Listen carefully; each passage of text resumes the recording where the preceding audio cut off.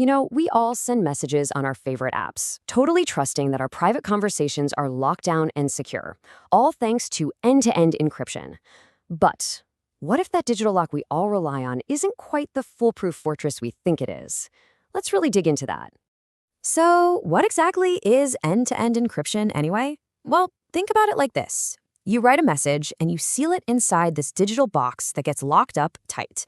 And the only person on Earth who has the key to open that box is the person you're sending it to. That means nobody else can peek inside.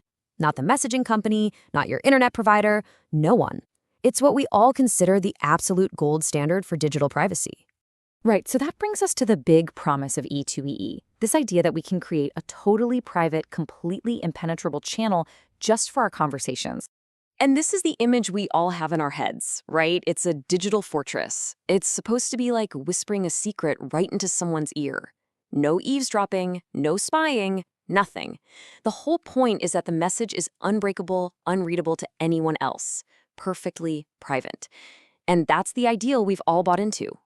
Okay, but this is where things get a little tricky because, like any really powerful tool, end-to-end encryption has a potential downside.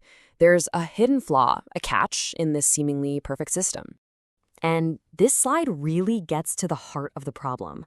On one side, you have the promise. Only the right people can read your data. That's great.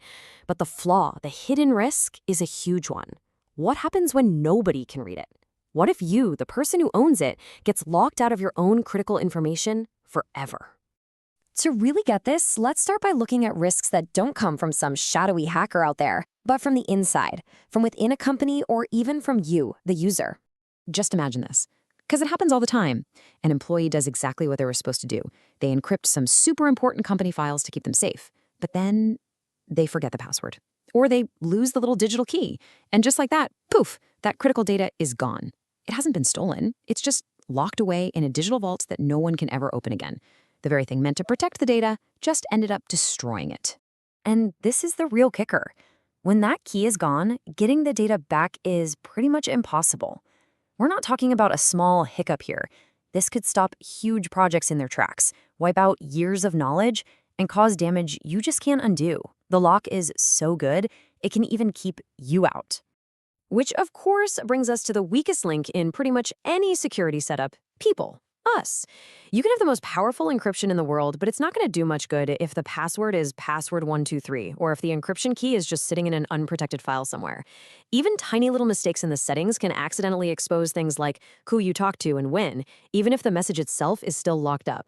Okay, so the problems aren't just coming from inside the house. We've also got to talk about threats from the outside world, where determined bad guys and even legal rules can really put E2E to the test. And this is where that privacy becomes a real double-edged sword. Sure, it protects you, but it also lets criminals hide what they're doing. Then you've got hackers who aren't trying to break the encryption itself, they're just trying to break into your phone or your laptop. And on top of all that, you have whole industries like finance or healthcare where laws actually require them to be able to access data for audits, which E2EE makes incredibly hard to do. So you're probably wondering, can you actually hack this stuff, the encryption itself? Honestly, not really. The math behind it is rock solid. But a security chain is only as strong as its weakest link, and that's almost always the device at either end. If a hacker gets into your phone with some malware, they can just read your messages after your phone has already unlocked them. The encryption did its job perfectly, but it can't protect a house that's already been broken into. All right, so if encryption by itself isn't the magic bullet, then what's the answer? Well, it means we have to start thinking about digital security in a much bigger, more complete way. I love this analogy. Think of E2E like an armored truck. It's fantastic at protecting whatever's inside while it's moving from point A to point B, but it offers zero protection for that same data before it gets loaded onto the truck or after it gets unloaded at its destination. Real security has to protect the entire journey, not just the middle part. And that right there is the big takeaway. True, comprehensive security isn't just about having the strongest lock. It's a balancing act. It's about having strong encryption, yes, but also making sure you have a way to access your own data so you don't lose it forever, and having enough visibility to see if something is going wrong. So I'll just leave you with this one question to think about. When it comes to your own digital life, are you just focused on having a strong lock, or are you building a complete security system? Because in the world we live in today, that distinction makes all the difference.